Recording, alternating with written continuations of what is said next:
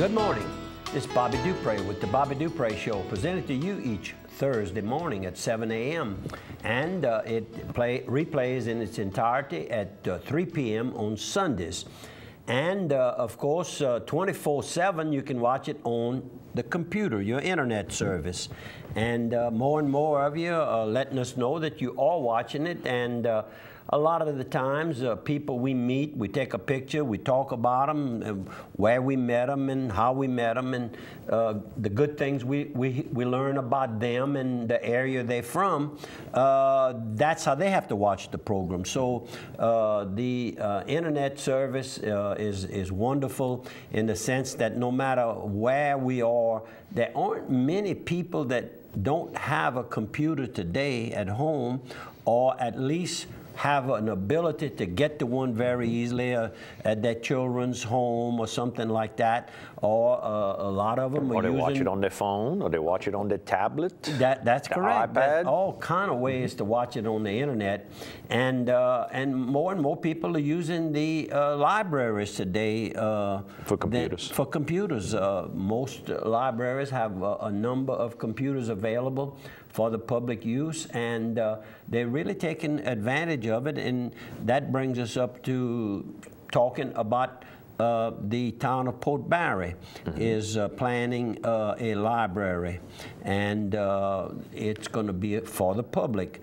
And that's good to see, because they didn't have a library. Years ago, my sister-in-law, normally Sashra Dupre, had started a little library downtown, and it lasted for quite a number of years.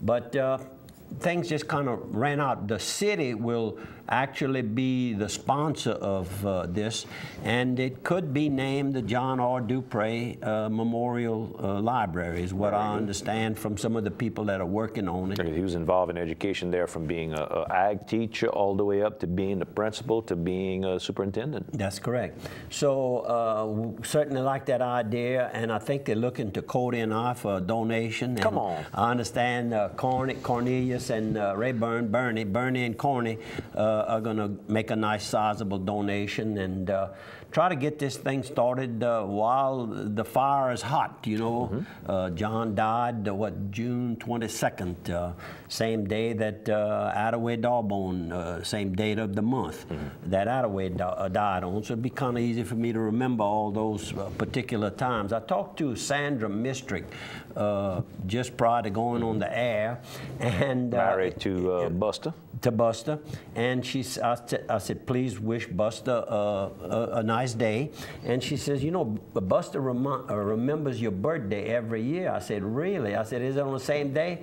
She said, the same day of the month, but different months. His is May 25th. I said, well, good. Then mine's January 25th. Cody's is April 25th. And got all the 25ths covered. So hopefully I'll cover all of those like that. And I've remembered, and usually I try to remember Bubsy Caillouette's birthday, and that's January the 9th. So he's a lot older than I am. I'm on the 25th.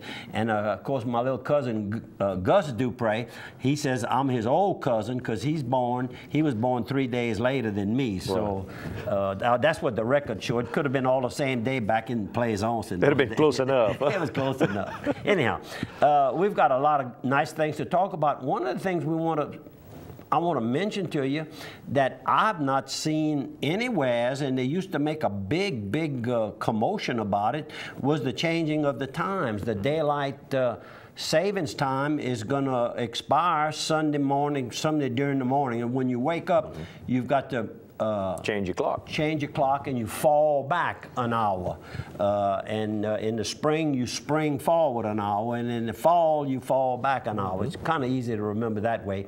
But that is this Sunday, November the 4th, so please keep that in mind.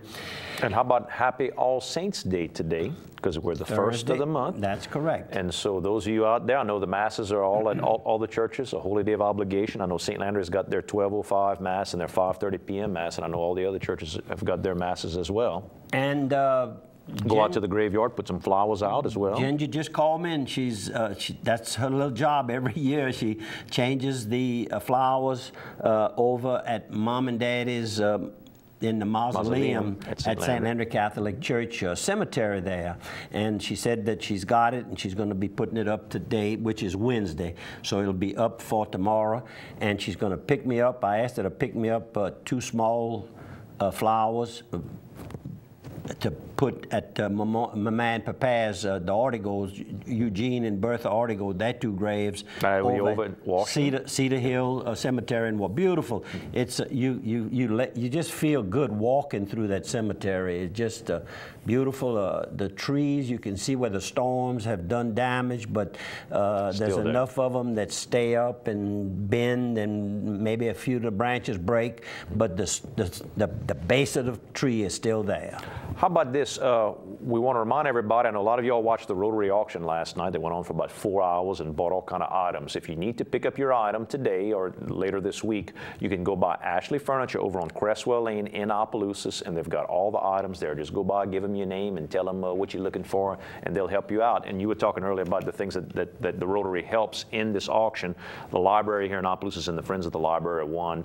Boy Scouts, the Veterans Memorial Monument that's being worked on, the whole area there, that's one of their projects, and the Boys and Girls Club as well. So I want to thank everybody, Miss Sarah Branton, of course, that heads it up, and the whole crew. And I want to remind the parish consul that we need some work started. I'm getting calls pretty regular. Why you're not getting started on it? Why we're not getting started. So I know the money's tight and all of that, but I know y'all have budgeted that particular event. So if we can help in any kind of way, Bill on the president's side and Wayne as chairman of the council, if we can do something to help, please let us know. The veterans are anxious to see this come to fruition. Man. Big word for a boy from Plaisance, Louisiana. Piggly Wiggly, if you want to go out there and get you something to eat for the weekend. You know, right now everybody's coming home and making gumbo and all that good stuff. You can go get whole cut up fryers at your local Piggly Wiggly, 99 cents a pound. Quarter loin pork chops, $1.69 a pound, and the boneless chuck roast, $2.99 a pound. Good food, good things there. 3 locations, South Opelousas, North Opelousas, and you can go to the one over in Simmsport as well. 3 little pigs, the pig knows best. And one more sponsor. Let's go with, how about the Steamboat Warehouse in Washington? We'll talk about Washington a minute ago. Get Mama away from the smell of her own cooking. Steamboat Warehouse chef owner Jason Hugay does all kind of great foods from all over South Louisiana, regional type things, and he's got a very creative mind. You can go to his Facebook page for Steamboat Warehouse and see all the different things that he's doing live almost. I mean, they're posting pictures almost every single night that he's cooking. Go by the Steamboat, try the great steaks, the great seafood, the great wine selection, and enjoy the ambiance of sitting out on the porch. There's an ad and kind of fits in with Halloween, and that is the Geico ad with the witch on the broom. And I'm sure that most people in the area, particularly those 50 and below, and even maybe 60 and below, are not aware that Mr. Dewey Ledoux Sr. Had a broom factory in Prairie Ronde, Louisiana. Really? And quite some large operation for, you know, that time of history. Probably closed down in the 60s. But very successful business. It was local straw and local wood? I guess all local, but I remember that very well. No right kidding. There. It was right next to the home site, as if I remember it correctly, and the home site is still there in Prairie Ronde. Right. And of course his son Dewey Jr., we all know him, and of course his grandson is Father Mark Ledoux, who is over at St. Peter and Paul, is the name of it? Just Peter and Karen Crow? In Karen Crow, Louisiana. So just kind of letting you know, when you see that witch flying around, she might be on one of the Ledoux brooms. Who knows? Who knows?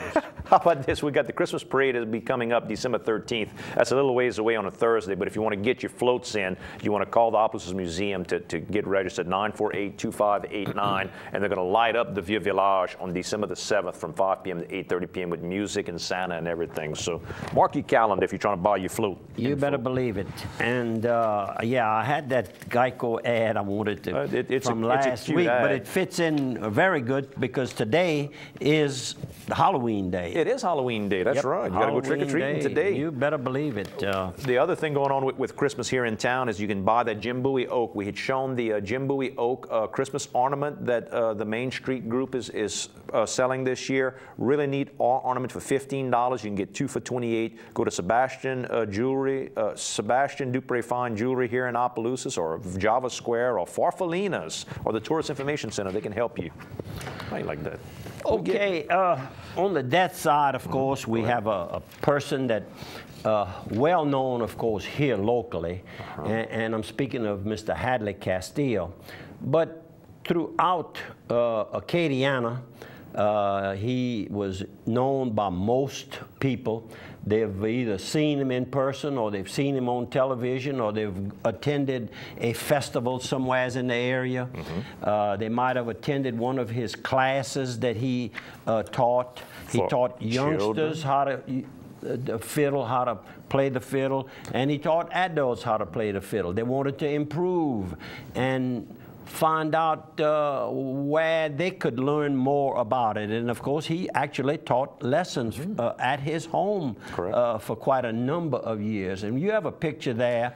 You want to tell them it's the a really history? good picture. It's an older picture. Our good friend Allison Higginbottom, who's one of the patients, been one of the patients over at the Opelousas area cerebral palsy clinic. She's about 25 now. And this is when she was a little girl, and part of whole therapy was starting to come out of that shell and be able to interact with people. And I think her mom, Karen, says it's one of the first kisses she ever saw her kiss somebody out in public, kissing Hadley at I guess a festival at that time. She was young, and Hadley was pretty young back then too. But I thought it was a great picture just to show you Hadley had a good rapport with everybody, with kids, with adults. He traveled the world playing with people, and he just would light up the stage. Understand that it's very possible that some of his longtime friends that he made and annually attended a big music festival up in Canada, that some representatives from that group are planning on being here. So just world-renowned. And I referred to him the last few weeks, and I referred to him in person when I'd see him. I'd call him the ambassador, because he was the ambassador of our French culture. Sure. He never tried to change it. He tried to let the people know where he was from, how he lived, and he spoke French as often as he possibly could. And his band was the Sharecropper Band. He didn't try Sharecropper Band because he didn't want to hide where he came from. He came from poor sharecroppers. That's who he was. I had an opportunity to visit with the family and got to speak with Earlene, his wife, and Joe Fred and I had gone 2 weeks prior to his death to visit him, and he was asleep, but I had left a business card, and the first thing she said, "We got your card, thanks for going." And we just go way back. Jim Tatman was at the funeral home yesterday. That would have been Tuesday afternoon for the wake. And I said, "You remember?" "Yeah," he says, "every Wednesday night he'd come and play the fiddle for us as often as he could." That was the Wednesday night supper at Gerald Hidalgo's camp. There you go. We're going to have to take a 2-minute break. Is it 2 minutes? No, 1 minute break, excuse me. 1 minute break. We'll be back in 1 minute.